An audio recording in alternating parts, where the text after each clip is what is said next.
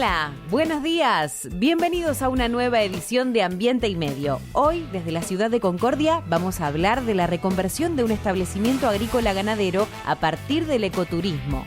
Sí, vamos a visitar la estancia La Angélica para mostrarte cómo un emprendimiento rural pudo resurgir de la mano del turismo de naturaleza y la puesta en valor del palmar entrerriano. También vamos a conversar con una activista ambiental mexicana que plantea la descarbonización del sistema sanitario en el mundo para disminuir la emisión de gases de efecto invernadero. Y en la provincia de Salta vamos a realizar avistaje de aves. Para eso nos internaremos en la reserva Las Yungas, reconocida por la UNESCO como una de las reservas de biosfera más importantes del planeta. Todo esto durante los próximos 60 minutos. Prepárate, porque ya empieza Ambiente y Medio, el magazine verde de la televisión abierta argentina.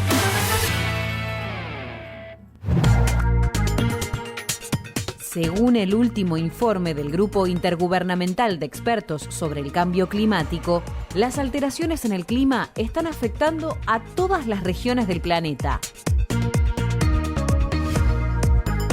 Muchos de los cambios observados no tienen antecedentes en cientos de miles de años. Por ejemplo, el aumento continuo del nivel del mar. Sin embargo, el texto vuelve a señalar que si se pudiese lograr una reducción sostenida en las emisiones de dióxido de carbono y de otros gases de efecto invernadero, el cambio climático se podría limitar. Como en los informes anteriores, los investigadores vuelven a advertir que si el aumento de la temperatura en la próxima década fuese mayor a 1,5 grados, los efectos serían catastróficos. Agudización de los incendios forestales, intensificación de las lluvias torrenciales e inundaciones y aumento de las sequías extremas. El aumento de la temperatura tendría un enorme impacto sobre la producción de alimentos, fundamentalmente en regiones sensibles como Latinoamérica o el Mediterráneo, y esto tendría consecuencias en lo social y lo político, tanto que si los estados no adoptan las medidas necesarias, en una década, más de 130 millones de personas caerían en la pobreza extrema. Incluso si el aumento se frenara en 1,5 grados, el aumento de habitantes urbanos expuestos a la escasez de agua aumentaría en 350 millones para el 2050. Lamentablemente, este sexto informe del Grupo Intergubernamental de Expertos sobre el Cambio Climático vuelve a confirmarnos que nuestro futuro está hoy más que nunca en manos de las políticas que adopten los gobiernos de todos los países. La ciencia vuelve a darnos una mala noticia. Los líderes y gobernantes del mundo tienen ahora la palabra. Hace 1 año y medio aproximadamente hemos atravesado el mundo entero una pandemia, como bien lo dice el término. Una pandemia que tiene un final todavía incierto y que ha afectado no solo a la población en general, nos ha puesto a todos mucho más vulnerables, sino también al sistema de salud. También hay una otra pandemia, podemos decir, invisible o que no queremos ver, que es el cambio climático, que también de alguna manera implica al sistema sanitario de varias maneras, no solo por lo que el sistema sanitario emite a la atmósfera, sino también por las consecuencias o la debilidad que podría llegar a tener también el sistema sanitario con esta problemática que es el cambio climático. Para eso voy a leer exactamente con quién estoy conectada vía Zoom. Está en México. Ella es Andrea Hurtado Epstein, desde, como dije recién, la Ciudad de México. Es integrante de la Organización Internacional Salud Sin Daño y específicamente es coordinadora del programa Cambio Climático para América Latina. Hola Andrea, gracias por atendernos. Hola Gaby, encantada. Muchas gracias por la invitación. Hay un dato muy interesante con respecto al sistema de salud que me gustaría que lo cuentes. ¿Qué cantidad de gases de efecto invernadero emite todo el sistema sanitario global? Es una buenísima pregunta y qué bueno que hiciste el contexto de la pandemia, porque en efecto la pandemia por COVID-19 puso de manifiesto como nunca antes los vínculos entre cambio climático y salud, y lo solemos pensar mucho desde la perspectiva de la vulnerabilidad del sector de la salud ante los distintos impactos del cambio climático, pero de lo que hablamos muy poco es del sector salud como fuente de emisiones, es decir, como una contribución muy significativa al problema. ¿Qué tan significativa? Pues desde 2019 Salud Sin Daño hizo una primera estimación global y lo que hallamos fue que el sector salud representa alrededor de 4.4% de las emisiones globales netas. Para ponerlo en contexto, si el sector de la salud fuera un país, sería el quinto emisor más grande del mundo, más que todas las emisiones, por ejemplo, de un país como Alemania. Entonces es, en efecto, uno de los más grandes contribuyentes en términos de sectores al cambio climático. Y sé que ustedes desde la organización Salud Sin Daño propusieron una guía que tiene 7 pasos, si mal no leí, con respecto a la forma que podría el sistema sanitario global de todo el mundo descarbonizar, es decir, llegar a emisiones netas cero de acá a 20, 30 años. ¿Cómo es eso? Así es, pues de entrada el planteamiento, y para darles un poco de contexto, ante esta crisis multidimensional y verdaderamente global que es el COVID-19, que nos da una probadita nada más de lo que podríamos estar enfrentando como impactos del cambio climático si las cosas permanecen como son, pues crece esta necesidad apremiante de que el sector salud, como todos los demás sectores de la economía, se alineen con el Acuerdo de París. ¿Qué significa esto? En 2018, el Panel Intergubernamental de Cambio Climático o Grupo de Expertos Internacional sobre Cambio Climático nos dice que para evitar un cambio climático catastrófico tenemos que limitar el aumento de la temperatura promedio global a 1,5 grados centígrados para finales de este siglo. Y que la única manera de lograr eso es alcanzar emisiones netas cero para 2050. Entonces tenemos la ruta trazada clarísima. No podemos pasar de 2050 sin haber llegado a cero emisiones en todos los sectores de la economía. El trabajo que hizo Salud Sin Daño y el que presentamos en abril a nivel global y hace unos días en América Latina, la versión en español, es precisamente una hoja de ruta que nos marca cómo el sector de la salud puede llegar a cero emisiones en 2050 y, muy importante decirlo, sin en ningún momento comprometer la calidad de la atención en salud. Es más, al contrario, aumentando la equidad en salud, tanto en términos de la cobertura y el acceso, como de la calidad de los servicios médicos, los servicios sanitarios, sino también logrando una mayor resiliencia de los sistemas de salud, porque no podemos ya desacoplar la parte de la mitigación, la parte de reducción de las emisiones de gases de efecto invernadero, de la preparación para aquellos impactos del cambio climático que son ya inevitables. ¿Cuáles son las fuentes de mayor emisión dentro del sistema de salud? La hoja de ruta encontró que el 84% de las emisiones climáticas del sector salud provienen del consumo de combustibles fósiles. Esto es, de la quema de combustibles en las operaciones de los establecimientos de salud, en la cadena de suministro y en la economía en general. Esto incluye carbón, petróleo, gas para abastecer a los hospitales con energía, los viajes relacionados con el cuidado de la salud y, por supuesto, la fabricación y transporte de los productos y los equipamientos utilizados en el cuidado de la salud. ¿Y de qué manera podría entonces eso disminuir y llegar a cero de acá a 20, 30 años? Pues lo que propone en la hoja de ruta es cómo, a partir de la línea base que es qué estimamos si no hubiera acción dentro y fuera del sector de la salud, estimamos que para 2050 sin acción, las emisiones del sector se van a más que triplicar para 2050. Esto, para ponerlo en contexto, es equivalente alrededor de las emisiones anuales de 770 centrales eléctricas de carbón. Entonces, para llevar esa estimación en 2050 a cero, la hoja de ruta propone 7 acciones de alto impacto que tienen que ver con abastecer al sector salud, por supuesto, con energía eléctrica limpia y renovable en un 100%, con cambiar a medios de transporte sostenibles, con abastecer también al sector con productos alimentarios saludables, cultivados de manera sostenible, incentivar la fabricación de productos farmacéuticos bajos en emisiones, etc. Estas 7 acciones de alto impacto estamos planteándolas como una responsabilidad del sector salud que puede atacar, digamos que en 3 niveles, o estas 7 acciones se pueden llevar a la práctica desde 3 niveles. Uno es lo que el sector salud mismo puede hacer liderando con el ejemplo en sus propios establecimientos, en sus propias operaciones. Lo segundo es lo que el sector de la salud puede hacer en la cadena de suministro, aprovechando su inmenso poder de compra.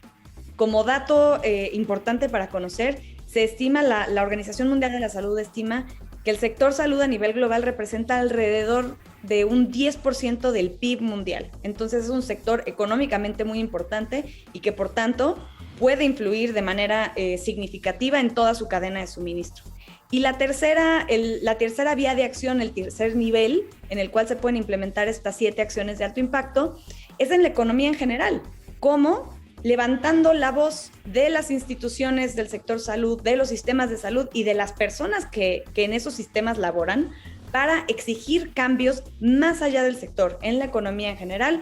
Y esto pasa, por ejemplo, por exigir de los gobiernos políticas climáticas mucho más ambiciosas. Andrea, una de las últimas preguntas que te hago es ¿cómo reciben los distintos países o los distintos estados? Pueden ser, a veces no solo son los países, sino son los municipios, las gobernaciones. ¿Esta hoja de ruta es aceptada o, bueno, ya lo vamos a hacer o lo dejan de costado? Afortunadamente en la región de América Latina empezamos a ver muchas buenas señales de esperanza en términos, para empezar, de empezar a hablar del cambio climático como un problema de salud pública, porque eso es lo que es, al final de cuentas, está afectando en tiempo presente y cada vez más a la salud de las personas. En términos de instrumentos de políticas públicas, hay varios países ya de la región que han integrado el tema de salud en distintos instrumentos de política climática, como son sus contribuciones determinadas a nivel nacional, que es el instrumento por medio del cual un país presenta sus compromisos ante el Acuerdo de París. Tenemos el caso, por ejemplo, de Perú, de Chile, de Argentina, de México, que han empezado a incluir el tema de salud tanto en la narrativa como en los compromisos especialmente de adaptación del sector salud ante el cambio climático.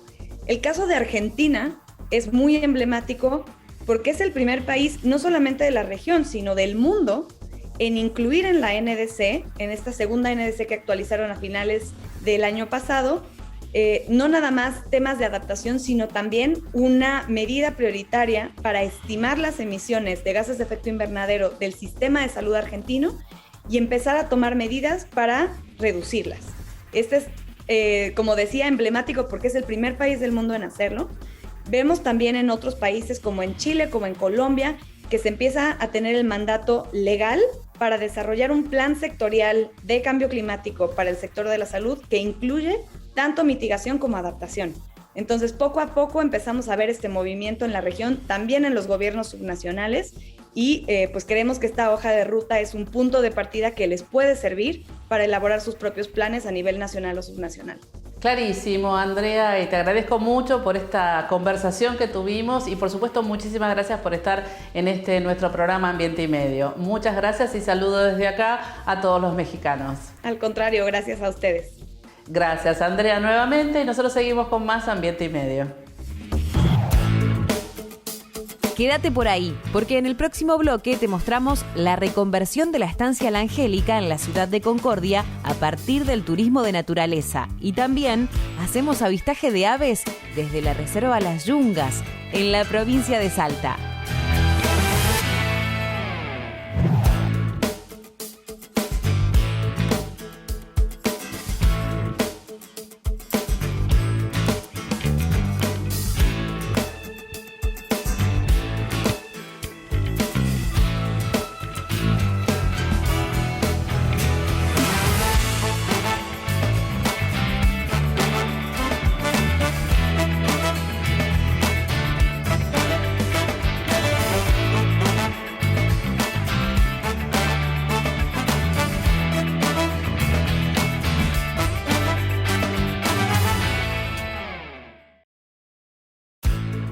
Seguimos con más Ambiente y Medio, periodismo al natural.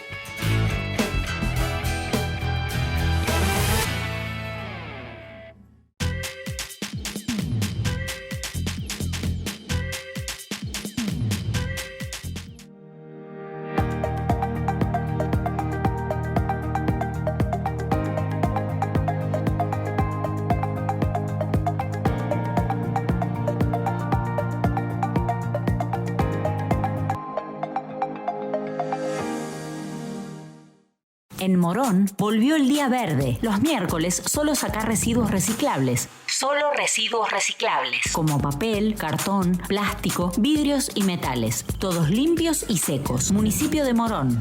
Corazón del Oeste. DEISA, con más de 200 plantas instaladas en Argentina y Latinoamérica, es la empresa líder en el diseño y fabricación de maquinarias y equipamientos para la recuperación, transformación y valorización de los residuos sólidos urbanos. DEISA, la mejor alternativa tecnológica en soluciones ambientales. Si tenés un proyecto de movilidad, experiencia de cliente, sustentabilidad o high-tech, queremos conocerlo. Ingresá a nuestra web y descubrí el nuevo programa de Toyota para emprendedores. Toyota Start. Pon en marcha tus ideas. En Sancor Seguros cumplimos 75 años comprometidos con nuestros clientes. Sancor Seguros. Estamos. Más de 200.000 pilarenses pusieron el brazo y se vacunaron. Más de 190.000 tuvieron síntomas y se testearon. En el kilómetro 46 te estamos esperando. Pilar, presente con futuro.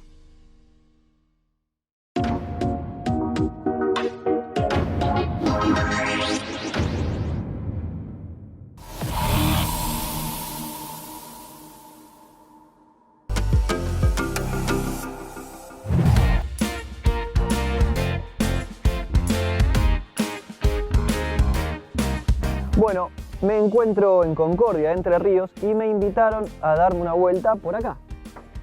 El establecimiento La Angélica, que además de ser un hermoso lugar para visitar, tiene algunos puntos de conservación natural.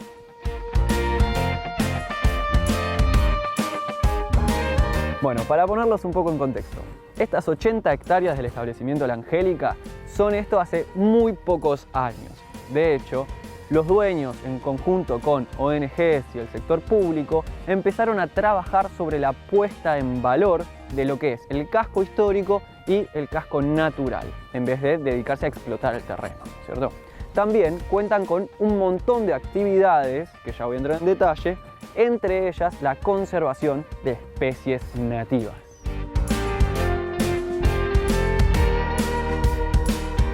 Una de las actividades que se pueden realizar en este lugar, por ejemplo, es el senderismo.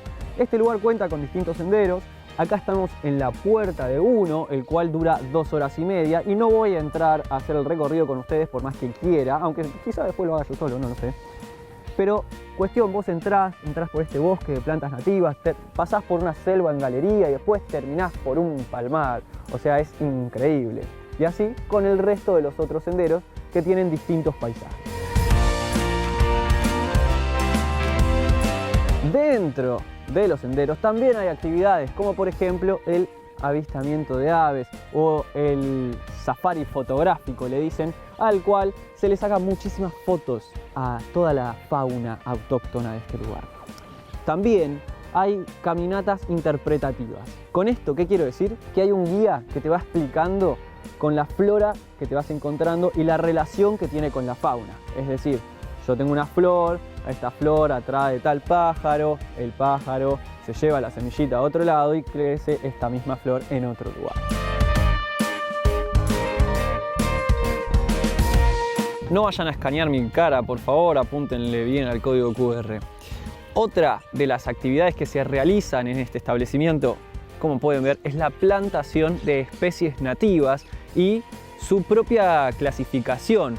Esto está hecho para que aquellas personas que quieren recorrer el lugar sin guía o que vienen por mero entretenimiento y se encuentren con diferentes especies puedan saber de qué especie se trata, cuáles son sus características. Y hablando particularmente de la palmera yatay, este lugar está lleno.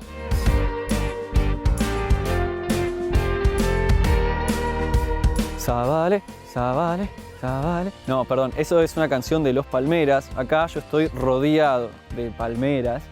Y una acción muy importante que se está llevando adelante desde este lugar es la puesta en valor del Palmar Concordia, junto con una red internacional. Pero para esto está Martín, una de las personas encargadas de llevar adelante todo lo que sucede en este lugar, quien nos va a explicar todo mucho más en detalle.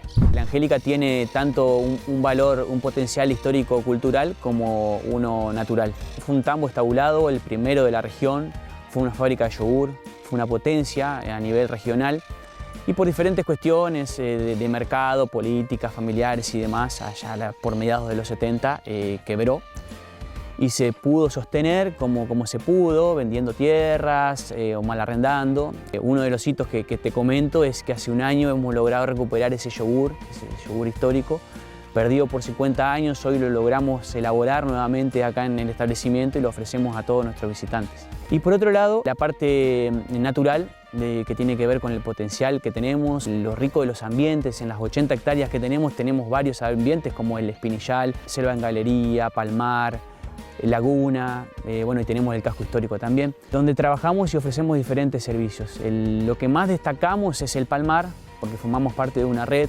internacional de tanto brasileños, uruguayos como argentinos que laburan en pos de la conservación de la palmera yatay y su aprovechamiento de manera sustentable. La red se llama Red Palmar y bueno, tenemos por ahí la alegría de ser los representantes locales y llevar adelante diferentes acciones, como es la parte de los senderos que podemos ver ahora. Acá estamos en una parte de lo que es nuestro querido Palmar. Actividades relacionadas para que el concordiense no empiece a apreciar nuevamente lo que tenemos en el centro de nuestro escudo, de nuestra bandera, que es una palmera yatay.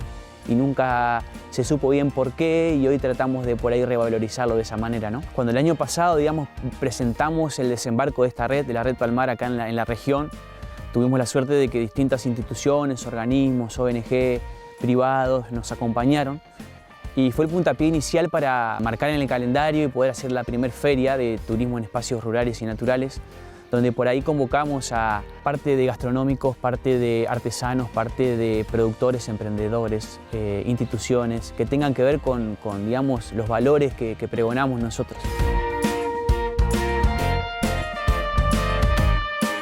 Bueno, como les dije desde un principio, este proyecto es posible, es viable, gracias a la interacción de distintos sectores.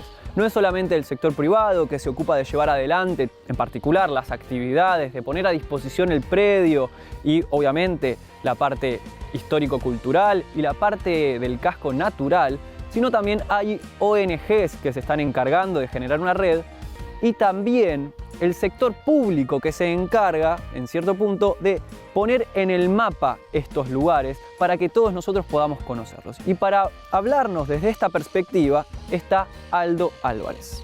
Es muy importante en sí mantener una mirada desde el municipio de la mano con el medio ambiente, entender también que en esta agenda de lo que viene, en esta agenda 2030 como se le llama, cada vez más las nuevas generaciones van a elegir el aire libre, el espacio de recreación, de dispersarse, de entender también que la naturaleza es clave para nuestro desarrollo, para las nuevas generaciones que vendrán y para también entender que la nueva mirada de poder hacer un turismo, de poder hacer también la recreación en el marco de la naturaleza y en este caso donde Concordia se ubica en un pulmón verde y rodeado del río Uruguay, creemos que tenemos una diferencia para poder desarrollarla, trabajarla y ser competitivo a la hora de poder presentar un destino con esta característica, ¿no?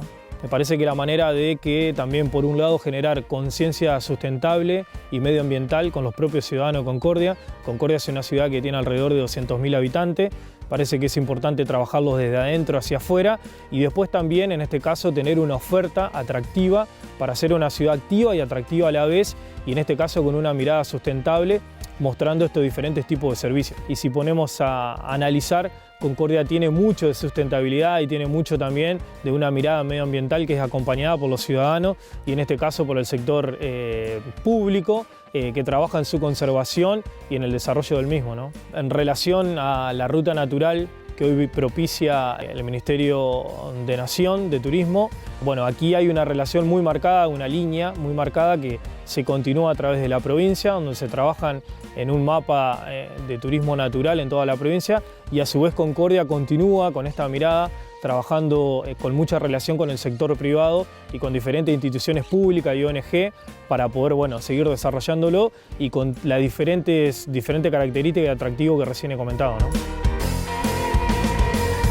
Me gustaría remarcar que Si visitamos estas rutas naturales, no solamente fomentamos un mejor vínculo con la naturaleza, sino también podemos fomentar la economía de productos regionales, como en este caso, la producción de dulces con frutos de plantas nativas o con frutas producidas agroecológicamente.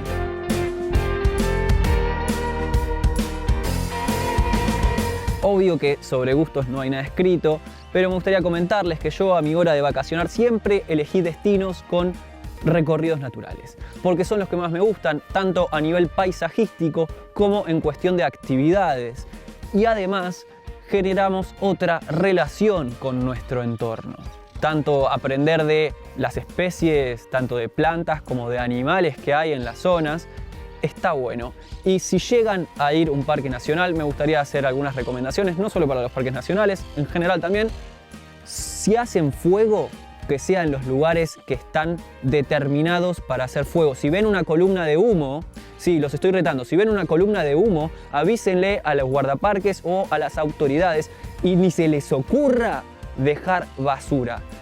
La ponen en una bolsita y se la llevan con ustedes hasta el lugar de disposición. Ahora sí, recorran los lugares naturales que están buenísimos.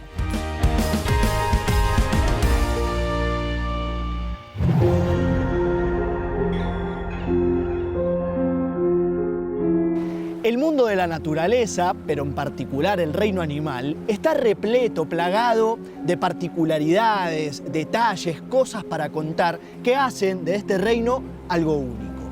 Dentro del reino animal tenemos una especie que en los últimos años se ha convertido en objeto de estudio, de observación, de admiración, a lo largo y a lo ancho de todo el mundo, en donde la Argentina, como en la gran mayoría de las cosas, no es la excepción.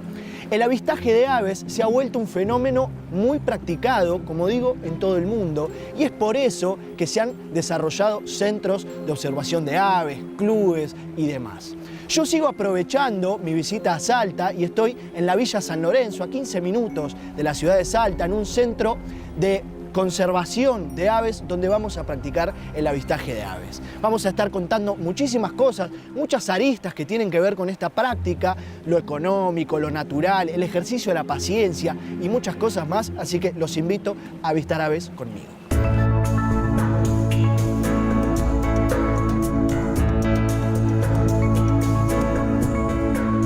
Dentro de esas particularidades que hay en el reino animal y sobre todo en el mundillo de las aves, podemos encontrar cosas que hasta rozan lo sobrenatural, o mejor dicho, que es la naturaleza llevada a su máxima expresión. El halcón peregrino, que es capaz de volar a una velocidad de 300 km/h en picada, el corazón de un colibrí que puede latir hasta 700 veces en un minuto, o mismo el gaviotín ártico que viaja desde Groenlandia hasta la Antártida y con sus 115, 120 gramos de peso realiza 71.000 kilómetros de recorrido al año. Todo eso podemos encontrar en el mundillo de las aves, y si nos venimos a las yungas, a la reserva El Guaico, podemos encontrar muchísimas más. De las 1.035 especies de aves que hay registradas en la Argentina, un 10% de la biodiversidad mundial, acá en las yungas podemos encontrar unas 200, 300 especies, así que para aquellos que quieran avistar aves, las yungas, imposible mejor destino. América del Sur es seguramente el continente ideal para avistar aves, porque delante de la Argentina está Colombia, por ejemplo, con el 18% de las especies totales de aves que hay en el mundo, en una actividad que va ganando revuelo, valga la redundancia, año a año, y que por supuesto va generando también ingresos económicos. 80 millones de turistas en todo el mundo salen de sus hogares, para decirlo de alguna manera, para avistar aves, en lo que en la Argentina representa 40.000 turistas nacionales que se mueven dentro del país y unos 25.000 extranjeros que ingresan a la Argentina cada año a avistar aves. Eso, por supuesto, que genera un ingreso económico muy importante para todas las localidades, porque además, en el caso de los extranjeros, se suelen alojar en hoteles 4 o 5 estrellas, lo cual también genera inversiones locales y, por supuesto, es un motor turístico, económico para desarrollar hacia adelante.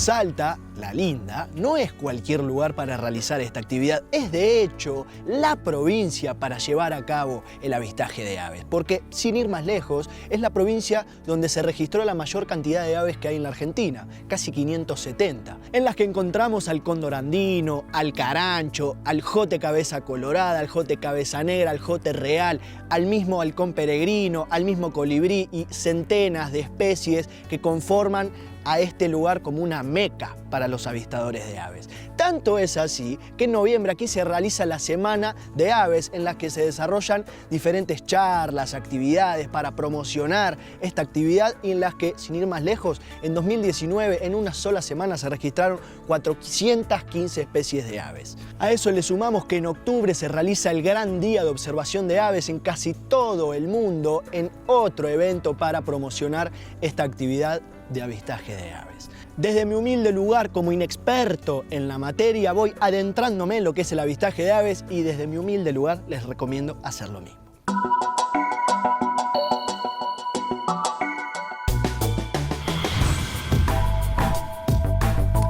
Está claro que áreas protegidas, reservas naturales, lugares agrestes son los ideales para realizar esta actividad que tiene sus horarios estrella al amanecer sobre todo y también al atardecer. Es una actividad que no necesita grandes gastos de inversión para poder iniciarse en ella. Está la típica imagen del turista avistador de aves con cantimplora, binoculares, mochila, borcego, cámara de fotos. La realidad es que eso no es indispensable ni necesario porque, por ejemplo, se pueden avistar aves hasta en un balcón en la calle Riobamba en pleno microcentro.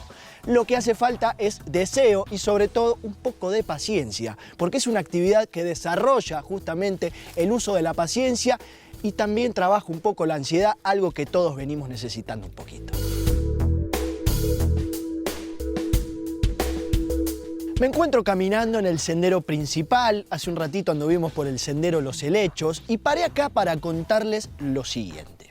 Estamos en una altura promedio de 1500 metros sobre el nivel del mar y como bien sabemos, la selva tiene diferentes estratos, diferentes niveles para graficarnos de alguna manera que van cambiando de acuerdo a la altura. Y es por eso que en determinadas zonas tenemos ambientes más secos, ambientes más húmedos, ambientes con mayor vegetación o ambientes con menor vegetación. Y es por eso también que, por ejemplo, podemos ver aves carroñeras en la parte más alta de la selva y, por ejemplo, en la parte más baja, aves rapaces. Las selvas de montaña siempre han sido muy atractivas para las aves. Considera que tenés un rango de alturas muy importante. Las selvas de montaña van desde los 400 metros hasta casi los 3000 metros con 3 o 4 diferentes tipos de hábitats. La selva pedemontana, la selva principal, que es donde estamos ahora, el bosque montano, y los pastizales de altura, que bueno, algunos lo consideran como parte de la selva, otros no, pero bueno, es una cuestión biogeográfica de algunos autores, y todo eso hace que haya una oferta de alimentos y una oferta de lugares para nidificar a distintas alturas, en distintos lugares, distintas humedades, lugares más densos donde pueden vivir aves como el chululú escondidas en medio del bosque, que caminan en lugares muy oscuros, hasta cóndores, el picaflor enano, que es el picaflor más chiquito de Argentina, que viene desde Bolivia a anidar acá durante los veranos y busca flores. Entonces tenemos una variedad impresionante de ambientes, de oferta de alimento y de lugares para nidificación. Entonces la yunga hace que tengamos una cantidad impresionante de especies de aves. Párrafo aparte, nativas versus exóticas. Jengibre, acá, originario de Asia. Gran problema para las yungas, principalmente, por esto. Es muy difícil erradicarla por las raíces que larga y que genera, y para justamente erradicarla se las pinta con un pincelito a mano, con un veneno, para luego extraerla. Así que otro ejemplo más para tener muchísimo cuidado en lo que respecta a las especies nativas y las especies exóticas invasoras.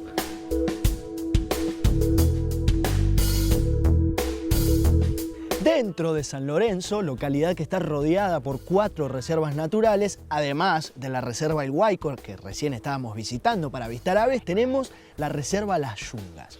Un clima más seco que el del Huayco, por eso tenemos en el Huayco un clima más selvático que permite avistar un caudal mayor de aves, pero acá tenemos, por ejemplo, 4 senderos que permiten avistar no aves, sino especies autóctonas de plantas.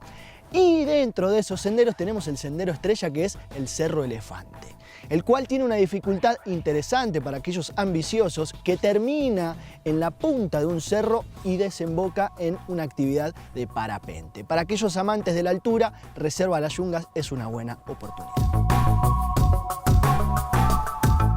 Bueno, nosotros desde la municipalidad buscamos dar el ejemplo de a poco con el trabajo que hacemos en casa, por eso tenemos esta pequeña reserva municipal, son 60 hectáreas, donde estamos generando, digamos, a través de un plan de manejo, distintas actividades en pos de la conservación, estamos haciendo actividades para replantar, digamos, especies nativas, combinando también con actividades contra las especies que no son nativas, buscando que se preserve, digamos, el bosque, la fauna, la flora y mucho de sensibilización y educación ambiental. Enseñamos también o buscamos sensibilizar al turista cómo tiene que comportarse en estos espacios naturales y bueno, es mucho el camino que hay que recorrer todavía, pero creemos que vamos en la dirección correcta.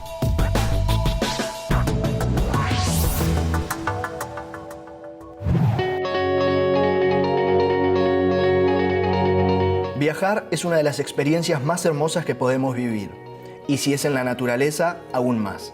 Ten en cuenta estas recomendaciones que van a hacer que tus viajes sean seguros para vos y para las comunidades y lugares que visites. El fuego, qué temita, ¿no? Hacer fuego solo en lugares habilitados y asegurarte de apagarlo bien. Estamos atravesando una temporada muy seca y es importante ser muy cuidadosos. Si fumas, apagá las colillas y llévatelas con vos hasta su descarte final. Y por último, si llegás a ver humo o fuego, da aviso a las autoridades, guardaparques o vecinos, así pueden tratar el tema.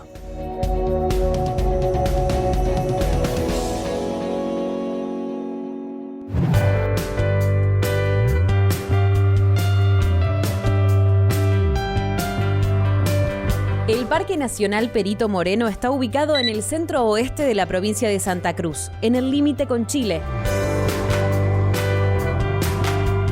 Su territorio representa 2 ecorregiones, la estepa patagónica y los bosques patagónicos. Su extensión es de más de 126.000 hectáreas en una región montañosa cortada por valles, algunos de los cuales se ubican a más de 900 metros sobre el nivel del mar. Su clima va de frío seco a húmedo. En invierno su temperatura puede bajar hasta los 25 grados bajo cero, mientras que en verano ronda los 15 grados centígrados. Entre sus ambientes se lucen la estepa, los arbustales, los pastizales y varias lagunas. Pero el paisaje más buscado por los visitantes es el que conforman los lagos color turquesa que se combinan con el imponente fondo de la cordillera de los Andes. La fauna está representada por mamíferos como el guanaco, el puma y los zorros, pero su emblema es sin dudas el huemul, un cérvido que se mueve con gran habilidad por las escarpadas montañas, que está considerado en peligro de extinción y que ha sido declarado hace unos años Monumento Natural Nacional.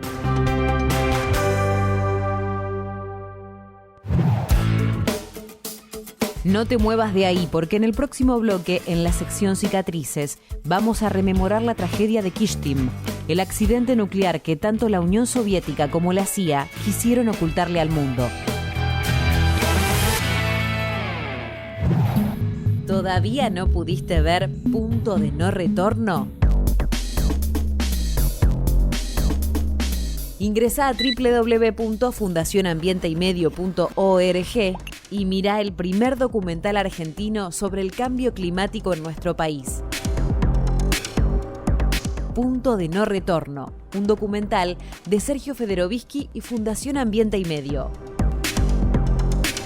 Punto de No Retorno, porque estamos ante una crisis climática, pero no es el fin del mundo. Es el fin del mundo tal como lo conocemos.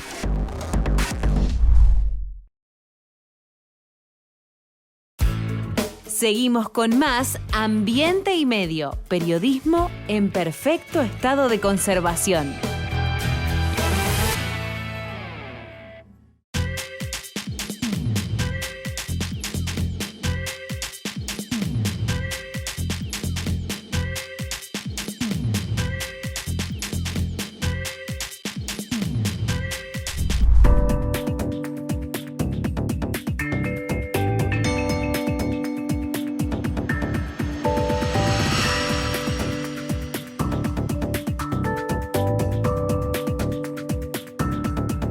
Grupo Petersen, desde 1920, construyendo el país.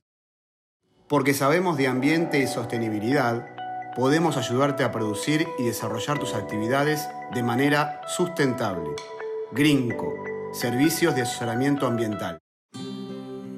Cuando elegís papel Ledesma, elegís un consumo responsable.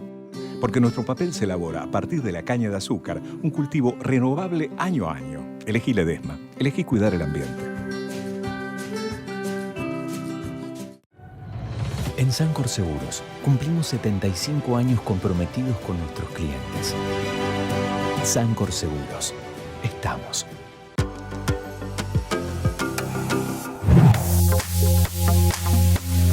Si sos docente o estudiante, ya podés ser parte de Ecoaula Digital, la plataforma educativa de la Fundación Ambiente y Medio. En Ecoaula Digital vas a encontrar contenidos creativos, valiosos y aplicables en la educación ambiental, con mucho material didáctico y gratuito. Ya está disponible nuestro primer curso, El Mundo de la Basura. Una puerta de entrada al conocimiento del mayor desafío ambiental de la Argentina, la gestión de los residuos. El Mundo de la Basura, un curso dinámico y divertido en formato audiovisual para saber más sobre temas como la economía circular, la obsolescencia programada, las 5 R's y el compostaje en casa. Si sos docente, estudiante o desempeñás en tu municipio alguna tarea vinculada al ambiente, te invitamos a sumarte. Solo necesitas un dispositivo, conexión a internet e ingresar a www.ecoauladigital.org. Ecoaula Digital, pensado para formar conciencia y reforzar el compromiso de proteger el ambiente.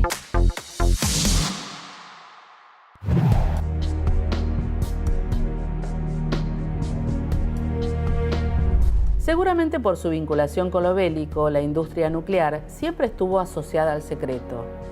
Tanto secreto que de un desastre ocurrido en la Unión Soviética hace 70 años se discute hoy hasta su existencia. A fines de los 70, el científico soviético disidente Sores Medvedev publicó un libro llamado Desastre atómico en la Unión de las Repúblicas Socialistas Soviéticas. Y no era una predicción, obviamente, del que ocurriría una década más tarde en Chernobyl. Medvedev describía la catástrofe de Kyshtym, la explosión de un depósito de residuos radioactivos acumulados, obvio en secreto, en sitios subterráneos y procedentes de reactores usados con fines militares. El accidente, según se logró precisar con testimonios posteriores, referidos en voz baja y a cuentagotas, ocurrió en Osiorsk, un pueblo del distrito de Chelyabinsk, 1800 kilómetros al este de Moscú. Osiorsk era la ciudad creada como residencia para quienes trabajaban en la también secreta planta de Mayak, aunque esto es una suposición, ya que no figuraba en los mapas de la época. Los soviéticos borraron de la cartografía aquello que pretendían esconder de sus enemigos en plena Guerra Fría. Así, el desastre pasó a situarse en Kyshtym, un pueblo que sí estaba en los mapas.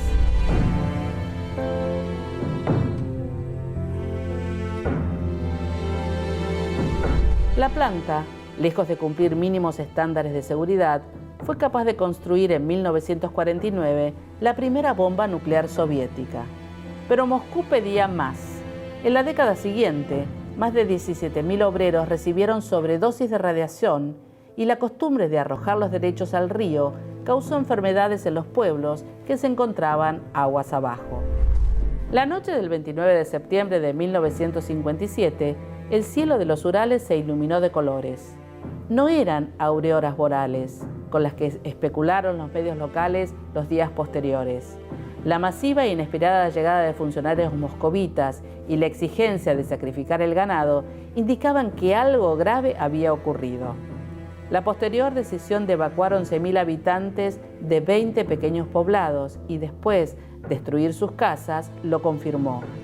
Aquel día, el sistema de refrigeración de los desechos nucleares había fallado y el calor había hecho estallar todo el sistema. La radiación se esparció en un área de más de 10.000 kilómetros cuadrados. En 1992, cuando la Unión Soviética y el secreto empezaban a disolverse, el Instituto de Biofísica estimó que había habido no menos de 8.000 muertos. Aún hoy, Chelyabinsk es considerado el sitio con mayor contaminación radiactiva del planeta.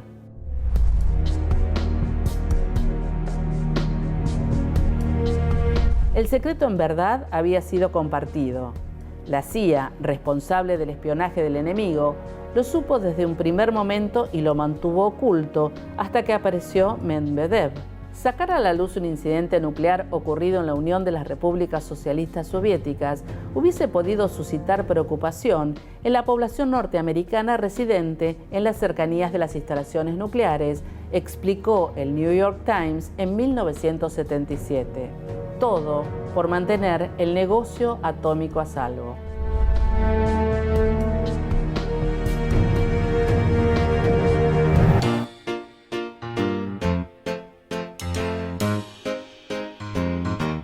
A lo largo de nuestra vida experimentamos un montón de sensaciones distintas, un montón de sentimientos.